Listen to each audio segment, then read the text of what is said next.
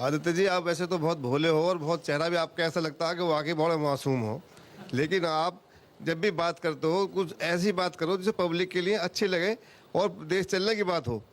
आप करते हो कश्मीर की बात करते हो, आप करते हो पाकिस्तान से मुसलमानों की बात करते हो कि बाहर भेजो। नहीं, आपका अगर ये एजेंडा में है कि मुसलमान इस देश से चले जाए तो बताओ कहाँ जाए, भेजो उन्हें, कहाँ भेजना है। अगर आपका यही है भाई, आप तो योगी हो, आप तो कम से कम उनको आशीर्वाद दो। सारे देश के लिए सब फूल है आपके बराबर, आप चलिए। मैंने ये तो नहीं कहा कि मुसलमानों को पाकिस्तान भेज दीजिए। मैंने ये कहा भारत के प्रत्येक नागरिक को सुरक्षा प्रदान करना सरकार की जिम्मेदारी है और भारत की मोदी सरकार इस कार्य का निर्वहन कर रही है। लेकिन आपसे मैं पूछना चाहता हूं, कश्मीर में हिंदुओं के साथ जो कुछ हुआ, क्या कभी आप लोगों ने निंदा किया?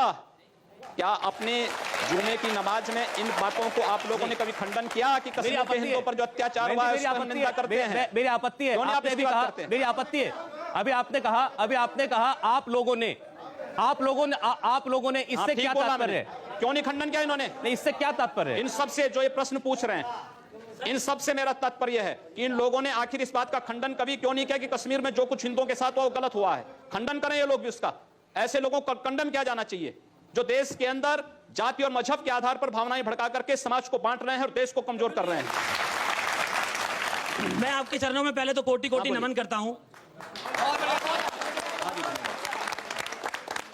सर, मैं आपसे सिर्फ ये पूछना चाहता हूं, आपकी सरकार जो आई थी वो पाकिस्तान का एक मारे, अगर उसने हमारा इंडिया का एक मारा हम उनके 100 मारेंगे। जिस दिन से सरकार बनी है उस दिन से कश्मीर में डेली पंगे हो रहे हैं। चीन हमें डांट रहा है, क्या ना श्रीलंका हमें डांट रहा है। दूसरी बात, पहलू जो हमारे सवाल का ये है कि आप अभी कह रहे हैं जो संप्रदाय के लोगों ने जेल भेजना चाहिए, तो सबसे पहले आपको जाना चाहिए।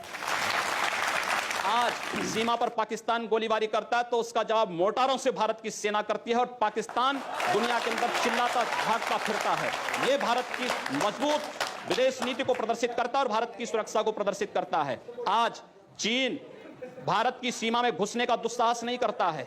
यमन में फंसे हुए भारतीयों को वापस लाने के लिए जिस तेजी के साथ वहां पर राहत कार्य भारत ने किया है, दुनिया के अंदर एक मिसाल प्रस्तुत किया है। क्या इससे पहले कभी हुआ है? आप लोगों को धन्यवाद करना चाहिए मोदी जी का और कम से कम नतमस्तक होना चाहिए उनके चरणों में कि कम से कम देश के प्रत्येक नागरिक को सुरक्षा की व्यवस्था उन्होंने की है, प्रत्येक नागरिक का सम्मान उन्होंने दिलाया है।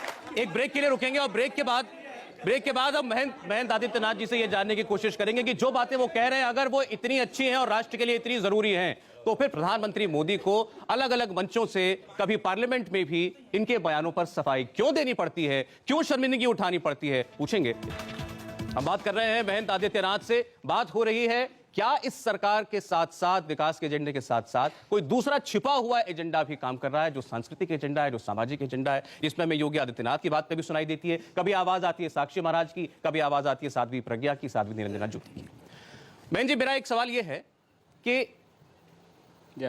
भारत में आज जिस मुकाम पर ले जाने की कोशिश है भारत की इकोनॉमी को, दुनिया की नजरों में भारत की पैठ को, वो काम जब सरकार करती है और बड़े बड़े राष्ट्र नेताओं से हमारे प्रधानमंत्री जाके मिलते हैं, दुनिया के बड़े बड़े अखबार जब उनका इंटरव्यू लेते हैं, तो वो कहते हैं कि वो मुझसे बात नहीं करते, वो जब मैं हाथ मिलाता हूं तो वो मुझसे हाथ नहीं मिलाते, वो इस देश के 1.25 करोड़ लोगों को मेरी आंखों में देखते हैं और उनकी ताकत को देखते हैं।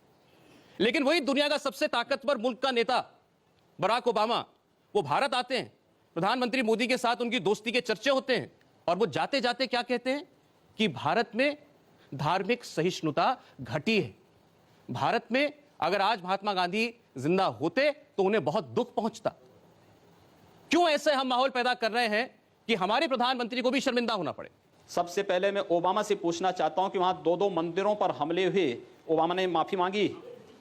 दूसरा प्रश्न ये कि सबसे अधिक नस्ली भेदभाव तो अमेरिका के अंदर होते हैं और उस नस्ली भेदभाव की उपज ही है ओबामा। दूसरा ये कि भारत के अंदर हिंदू अगर नस्ली भेदभाव में विश्वास करता या मजहबी या मजहब के आधार पर या धर्म के आधार पर बांटने में विश्वास करता तो 1947 में ही आर पार हो गया होता। हिंदू से बड़ा सहिष्णु कोई नहीं। और हिंदुस्तान में अगर सेकुलरिज्म जिंदा है तो इसलिए क्योंकि हिंदू बाहुल्य भारत है, बहुसंख्यक यहाँ का हिंदू है, इसलिए है। हमें इसको भी स्वीकार करना चाहिए। इस बार मैं आपको प्रधानमंत्री के बयान सुनाता हूं और अब आप ये बताइए कि प्रधानमंत्री को ऐसा क्यों कहना पड़ा, बार बार ऐसा उनको क्यों कहना पड़ रहा है? सुनते। ठीक बात है। किसी को भी कानून हाथ में लेने का अधिकार नहीं होता है।